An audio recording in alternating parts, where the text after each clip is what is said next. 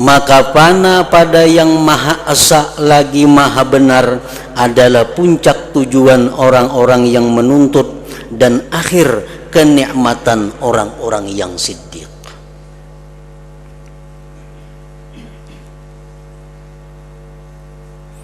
Artinya makna daripada kalamul Imam Hujjatul Islam Al-Ghazali rahimahullah,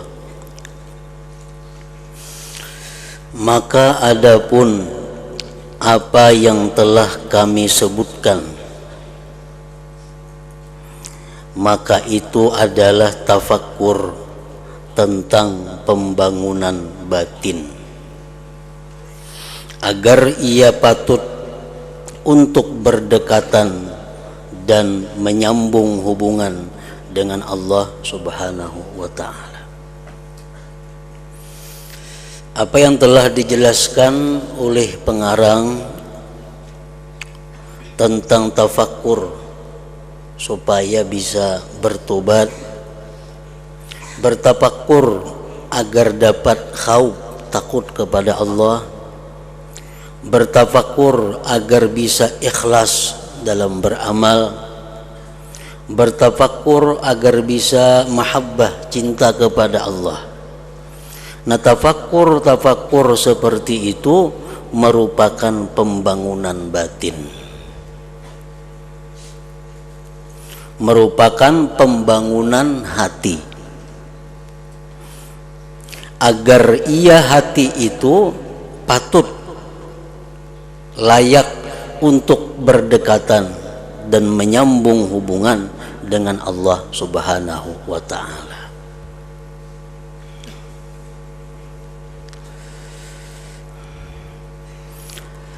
Maka apabila menyia-nyiakan semua umurnya untuk memperbaiki dirinya, maka kapan ia merasa nikmat, merasa lezat dengan berdekatan dengan Allah Subhanahu wa ta'ala? Kalau inya selalu bertafakkur untuk tobat, selalu tafakkur agar bisa ikhlas, selalu bertafakkur agar bisa cinta kepada Allah, itu hanya yang diurusnya sehingga menghabiskan umurnya. Kapan inya bisa bersenang-senang, berlezat-lezat di dekat Allah Subhanahu wa ta'ala?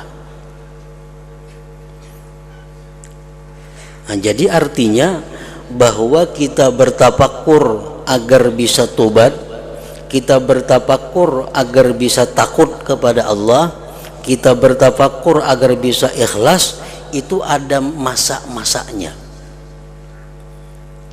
ada ukurannya. Jangan dihabiskan umur hanya untuk tafakkur seperti itu. Sama dengan orang membangun bangunan, bangun apabila tuntungnya, apabila mendiaminya. Tuntung di dapur, baiki pulang kamar. Baik sudah kamar, rumbak pulang dapur. Dapur baik, baiki pelatar. Pelatar baik, baiki pelapun. Itu aja diudak sepanjang umur. Kapan bisa menikmati bangunan itu? Nah, seperti itu juga orang-orang yang menghabiskan umurnya hanya untuk tafakkur agar bisa takut kepada Allah, itu aja diurusnya. Nah, apabila inya sampai agar bisa mendapatkan kelezatan dengan Allah Subhanahu wa ta'ala itu.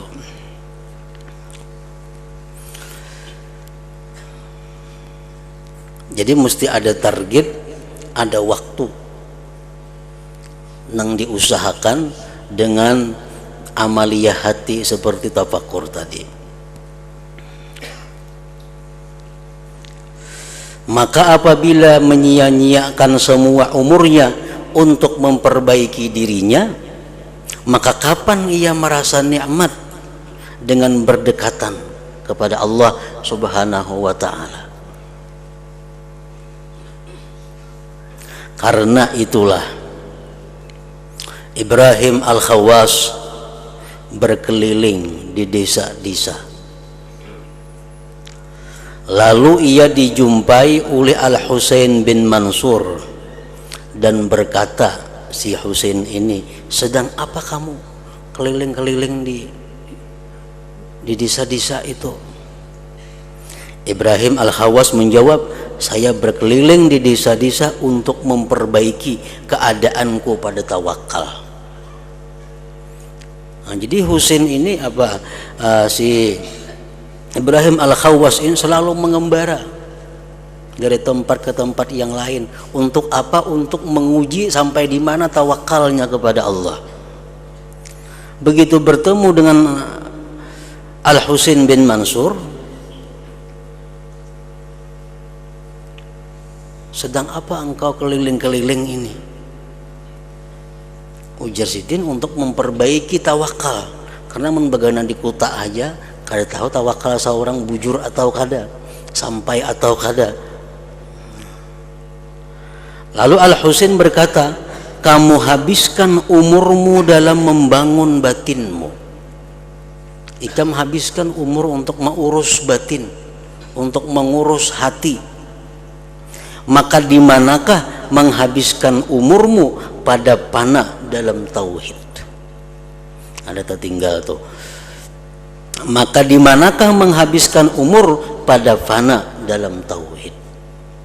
Artinya kalau ikam macam ini hanya keliling-keliling untuk menguji tawakal ikam, apabila ikam dapat rasanya kayak orang yang fana dalam tauhid.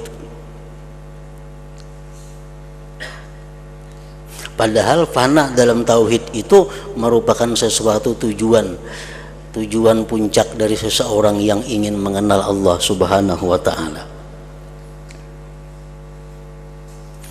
Maka fana pada yang maha esa lagi maha benar adalah puncak tujuan orang-orang yang menuntut dan akhir kenikmatan orang-orang yang siddiq.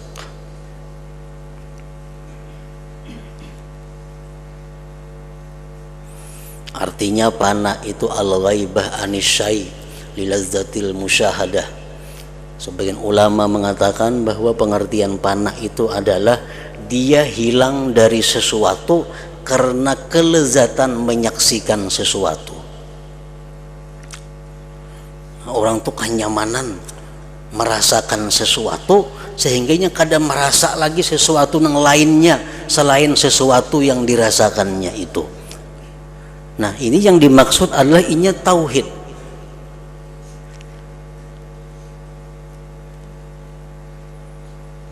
Inya memandang, inya musyahadah tentang umpamanya perbuatan Allah Subhanahu wa ta'ala. Begitu nikmatnya, begitu indahnya, begitu lezatnya dia memandang tentang perbuatan Allah Subhanahu wa ta'ala, sehingga dari yang lain-lainnya inya kadang merasakan lagi keberadaannya. Yang dia saksikan, yang dia lihat hanya adalah perbuatan dari Allah Subhanahu wa ta'ala. Nah, itu ngarannya adalah fana bil tauhid atau fana bil af'al. Nah, seperti itulah tujuan akhir daripada perjalanan seseorang yang ingin ma'rifat kepada Allah Subhanahu wa ta'ala.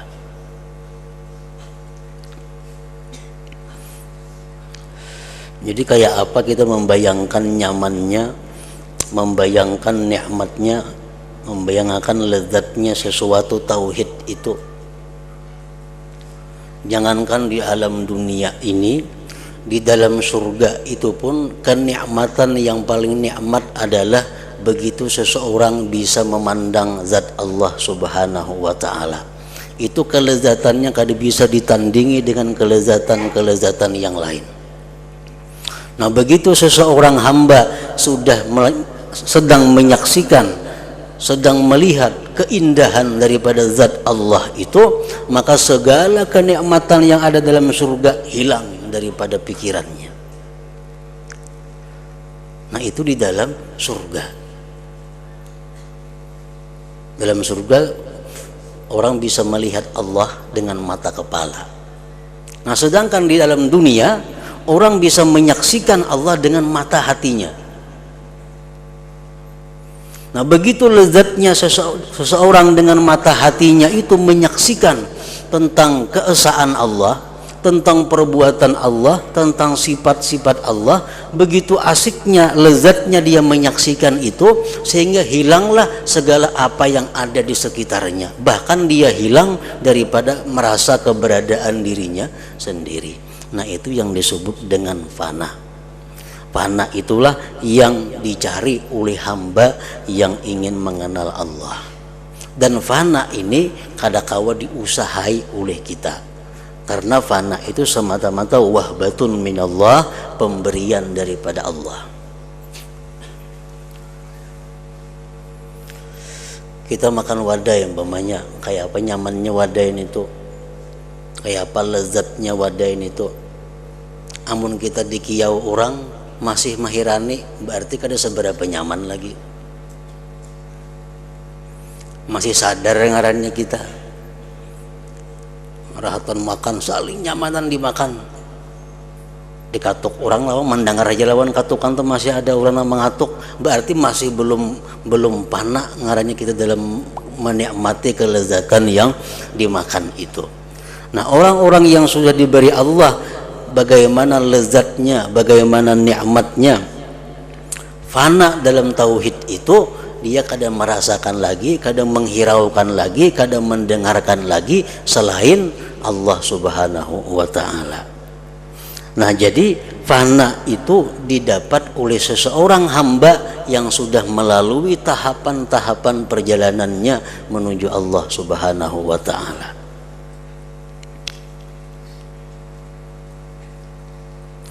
Maka fana pada yang maha esa lagi maha benar adalah puncak tujuan orang-orang yang menuntut dan akhir kenikmatan orang yang siddiq.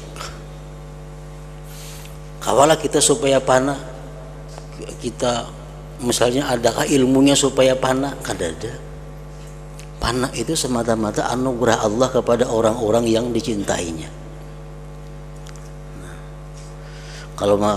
Kalau macam tobat itu kawa kita usahai, syukur kawa diusahai, sabar kawa diusahai, dengan pelajaran-pelajaran dan nasihat-nasihat kita bisa sabar. Kalau fana kada kawa, fana kada kawa. Orang tuh pahit liur, orang garing pahit liurnya. Kita beri makani wadah yang nyaman-nyaman, kawalah kita menyamanakan inya supaya nyaman. Kada kawa melirurnya pahit. Kayak apa aja nang disuruh lawan inya, kada kawa, karena perasaan nyaman itu kada ada pada dirinya. Nah, kayak itu juga macam fana ini kada kawa kita dapati dengan ilmu. Tetapi fana ini adalah merupakan satu anugerah Allah Subhanahu wa ta'ala.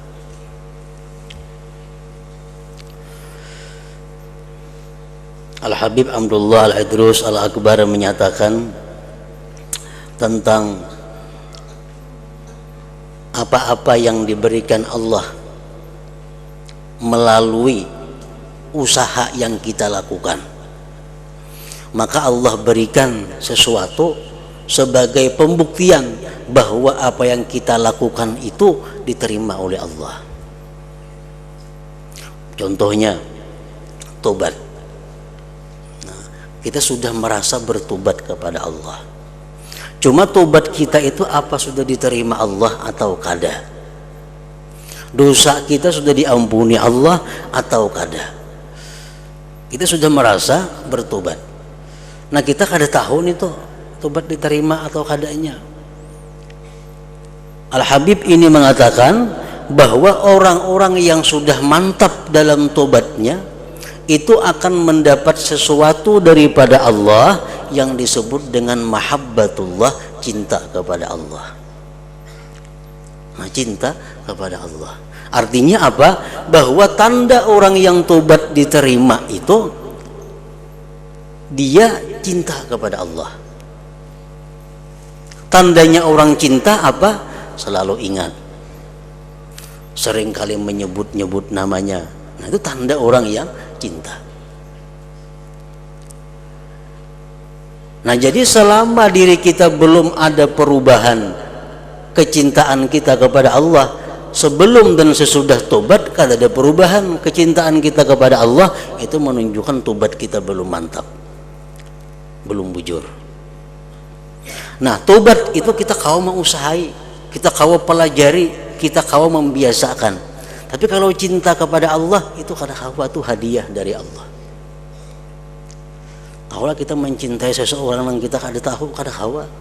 Kalau kada diberi hadiah oleh Allah.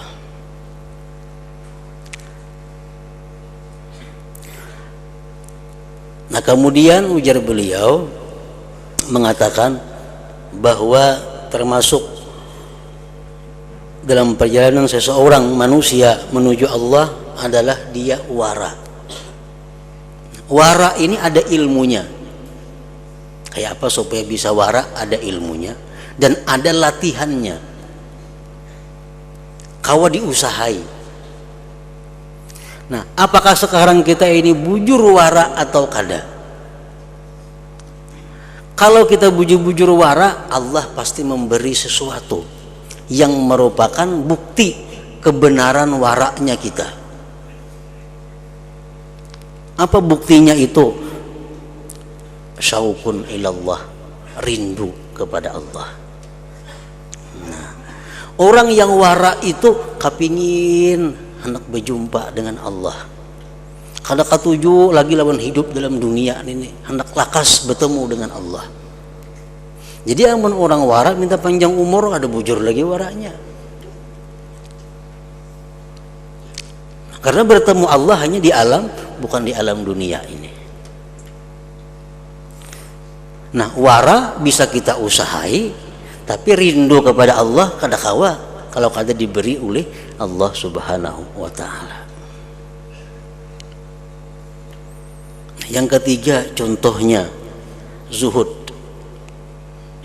Zuhud itu mengutamakan akhirat daripada dunia.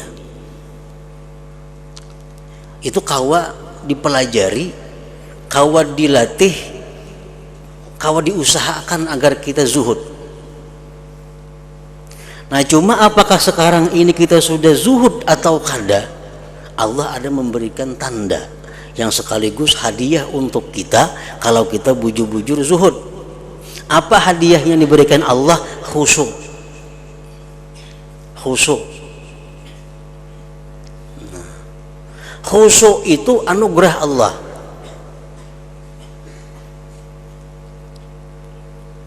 Kayak apapun kita mempelajari masalah khusyuk, kalau kita kada dapat anugerah, kada kawa khusyuk sembahyang itu. Baca Quran kah, beribadah kah. Pada tahu sudah cara-caranya, tetap kada kawa khusyuk. Karena khusyuk itu adalah mauhibah, pemberian Allah. Nah, kayak apa cara supaya diberi Allah kita ini khusyuk itu? Zuhud. Seapa zuhudnya kita bisa dinilai daripada khusyuknya kita. Nah, orang-orang yang masih dalam golongan hubbud dunia, orang-orang yang masih dalam golongan mencintai dunia, itu sulit untuk khusyuk. Bisa kada kawa khusyuk. Karena Allah akan memberi khusyuk kepada orang-orang yang mencintai dunia.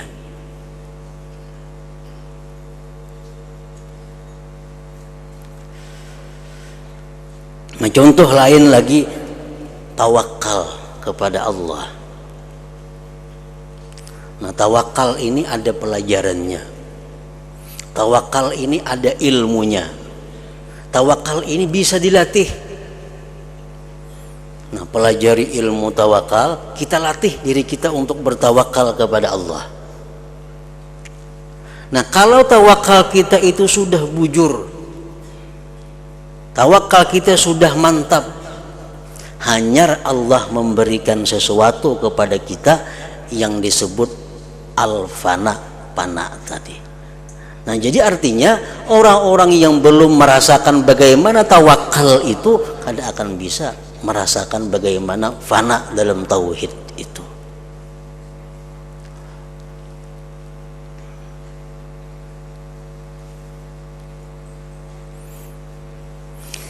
Nah, di sini Imam Ghazali mengatakan bahwa janganlah kita menghabiskan umur kita dengan mengusahakan supaya takut kepada Allah, mengusahakan supaya kita ikhlas, mengusahakan supaya kita bisa tawakal, mengusahakan jangan dihabiskan umur untuk itu. Amun dihabiskan umur untuk itu, kapan kita bisa menikmati fana? Bagaimana kita bisa menikmati lezatnya orang dekat dengan Allah Subhanahu wa ta'ala?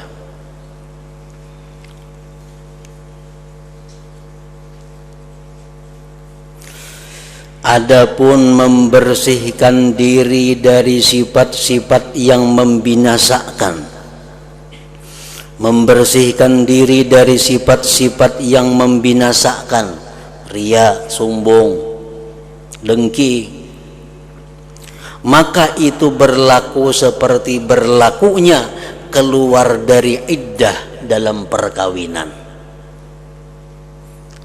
Umpamanya seorang perempuan ini ditinggalkan wafat suaminya, ditinggalkan wafat suaminya. Nah, kawala perempuannya kawin pulang, kada kawa kalau kada beiddah dulu. Apa gunanya iddah itu?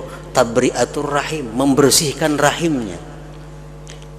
Nah, jadi kita berusaha membersihkan diri dari sifat-sifat yang tercela itu sama dengan perempuan dalam iddah untuk membersihkan rahimnya. Iddah itu ada kalau masanya. Ada yang 3 bulan, ada yang 3 kali suci, ada 4 bulan 10 hari, ada masanya. Adapun bersifat dengan sifat-sifat yang menyelamatkan, perbuatan-perbuatan taat lainnya, maka itu berlaku seperti berlakunya persiapan seseorang perempuan akan perlengkapannya, pembersihannya akan wajahnya, dan penyisirannya akan rambutnya, agar ia pantas dengan demikian itu berjumpa dengan suaminya. Nah, perempuan yang sudah dilamar nih, perempuan yang sudah dilamar tapi masih dalam iddah wafat umpamanya,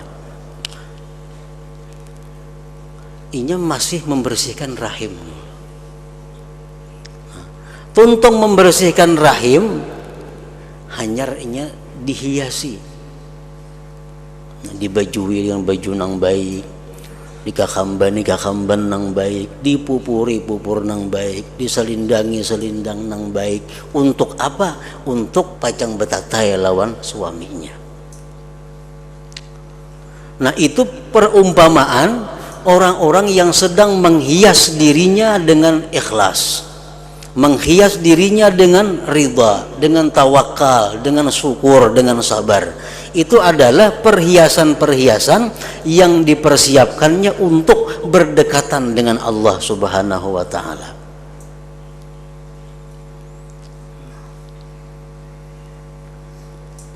Kalau perempuan itu menghabiskan semua umurnya dalam membersihkan rahim dan menghiasi wajah, maka demikian itu menjadi dinding baginya daripada berjumpa dengan yang dicintai. Nah, amun berhias kada bakal tuntungan apabila betatainya.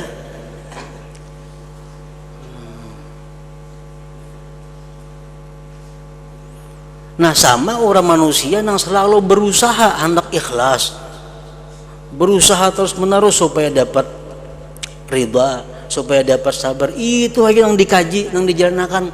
Apabila bisa dapat anugerah Allah untuk dekat dengan Allah.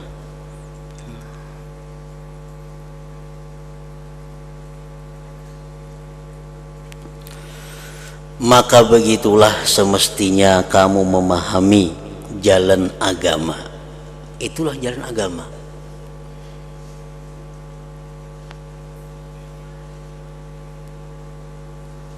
Kalau kamu termasuk orang-orang ahlul mujalasah, orang-orang yang hendak semajelis dengan Allah, yang macam-macam golongan manusia ini. Misalnya seorang raja ini inya menggaji rakyatnya umpamanya 1 juta per bulan, 1 juta per bulan, asalkan rakyatnya mau bekerja ke ini. Nah, rakyat yang digaji ini kada rata pemikiran pemahamannya, Ada yang sudah merasa puas, merasa cukup dengan bekerja demikian dapat gaji 1 juta. Sudahnya merasa puas. Ini kada perlu tahu siapa rajanya, kada perlu tahu kayak apa orangnya, kada perlu tahu kayak apa pribadinya, kada perlu tahu. Namun tiap bulan 1 juta dapat bisukan begawi kemarin bulik. Ada manusia yang seperti itu. Kayak apa kehebatan rajanya, ini kada mikirkan itu. Tanggal 1 1 juta, iya sudah. Sebulan 1 juta. Nah, ada manusia-manusia yang berpikir hendak tahu lawan rajanya itu kayak apa. Nah, supaya bisa dekat. Barangkali kini ada lebihnya daripada yang tiap bulan diberinya ini. Ada yang hendak dekat lagi, ada yang hendak ketujuh bakawan lawan raja. Nah, macam-macam manusia. Nah, kayak itu juga manusia dengan Allah Subhanahu wa taala. Ada yang punya prinsip yang penting mati jangan ke neraka, biar kada ke surga kada apa-apa.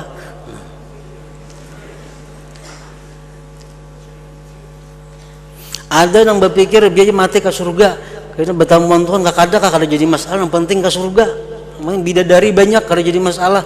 Nah, ada yang pikirannya kayak itu. Ada manusia yang berpikir aku hendak dekat dengan Allah, aku hendak semajlis dengan Allah, aku selalu bisa berkomunikasi dengan Allah. Nah, macam-macam manusia.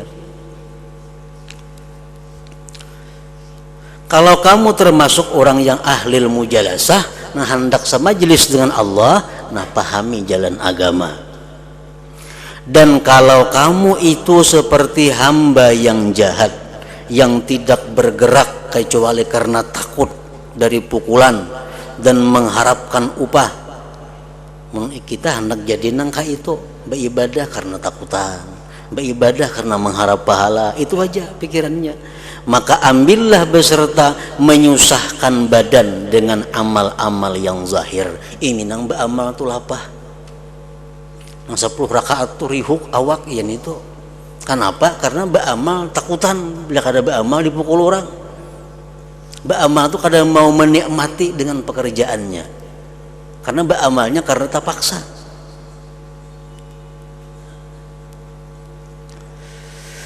Sesungguhnya di antara kamu dan hati ada dinding yang tebal. Nah, orang ini hatinya terkunci. Bersedekah takutan, kada bersedekah kalau ku bahaya lainnya. Nah, bersedekah. Bersedekah ada yang mengharapkan pahala dari Allah. Nah, orang yang macam ini sakit.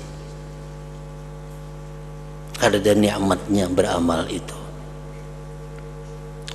Maka apabila kamu menunaikan amal perbuatan dengan sebenarnya, ini beramal karena takutan lawan siksa Allah, beramalnya bujur-bujur, beramal bujur-bujur beramalnya, maka kamu termasuk penghuni surga. Masuk surga juga matinya. Tetapi untuk mujalasah, untuk bermajlis dengan Allah, untuk sekedudukan dengan Allah, maka itu ada kaum yang lain. Ada orang yang lain, kada masuk orang ini di situ.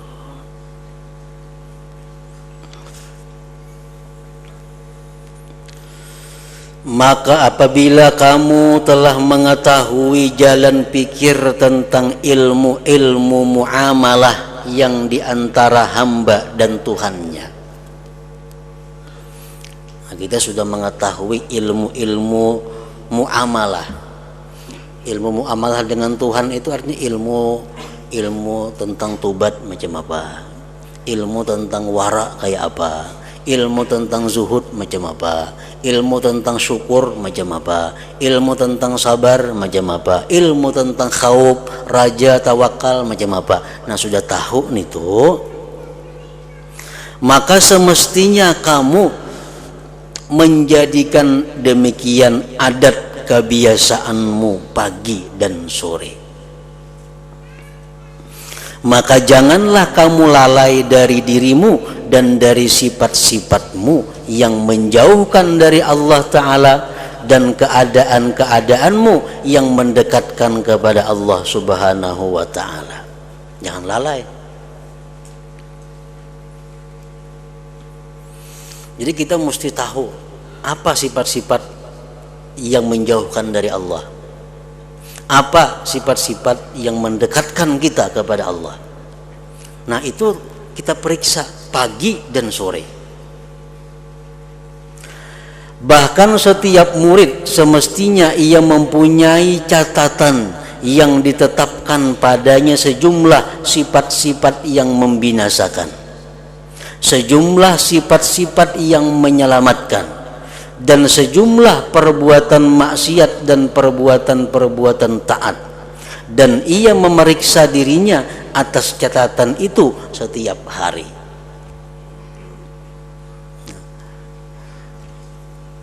Umpamanya sabar, syukur, kita periksa. Nah, aku selama ini sudah bisa sabar, sekarang aku sudah bisa sabar. Nah, curit, artinya sekarang kalau sudah bisa sabar, kada perlu lagi tafakur untuk mencari sabar karena sudah bisa. Nah, kemarin sebuting nggak ada di pikiran lagi. Syukur, nah sekarang aku sudah bisa bersyukur, sudah bisa jadi orang yang syukur. Curit, syukur. Nah, artinya apa? Kada usah lagi berpikir mencari dalil-dalil supaya bisa jadi orang yang bersyukur. Nah, mak dua buteng sudah nang kawa diambil sifat-sifat nang menyelamatkan. Supaya jangan membuang waktu dengan membaiki tadi. Supaya jangan membuang waktu dengan membangun hati terus-menerus, kayaknya kada bakal untungan.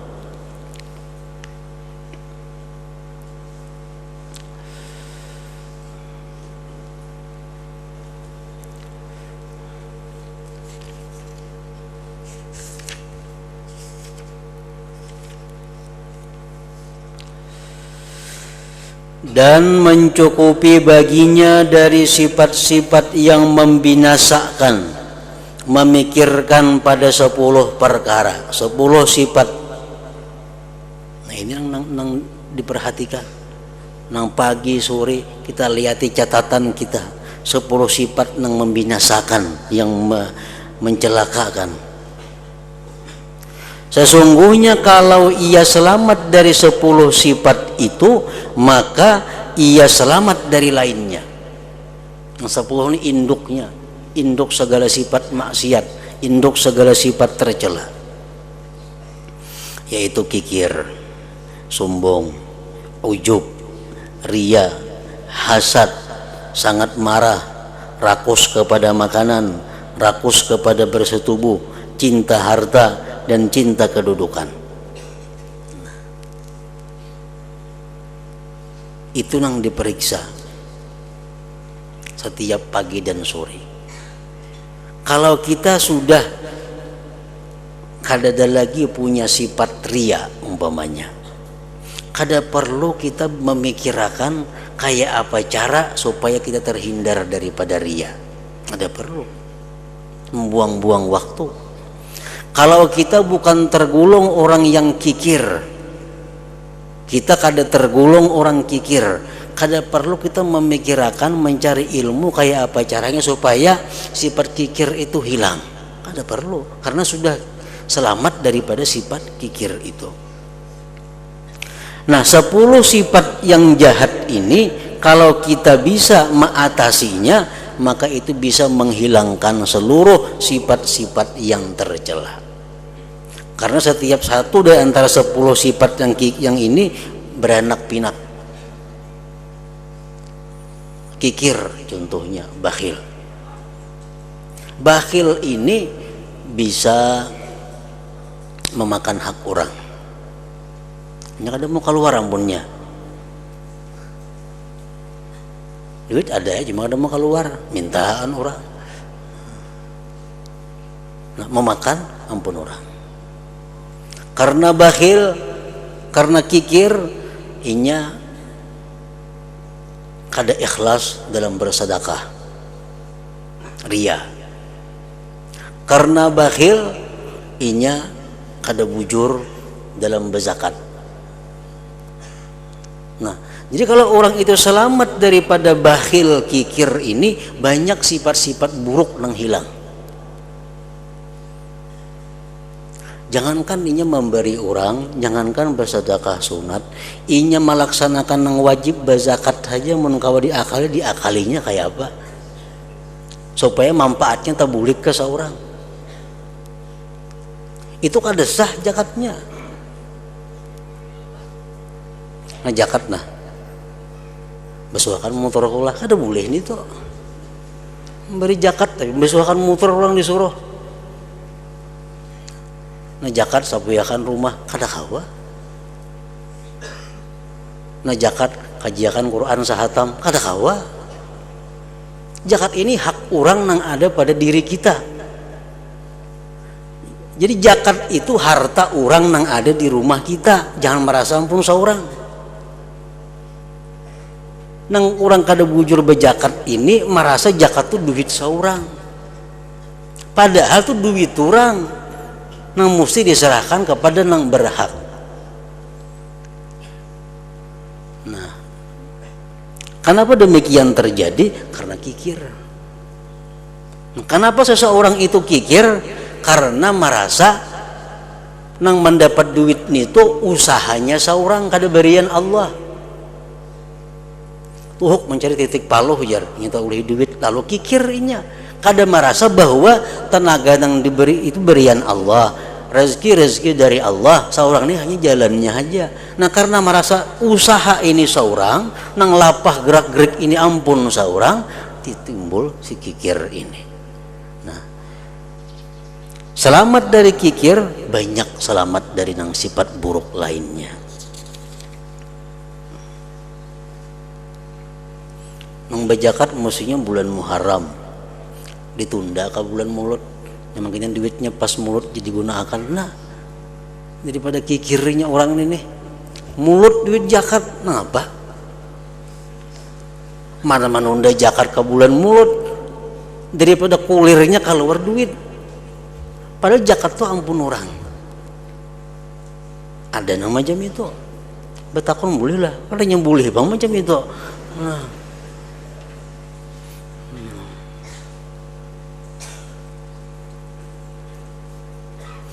dalam batakon boleh duit zakat jadi haulakan ke kuitan, mahal kuitan duit zakat juga. Kenapa nih itu kikirnya bang?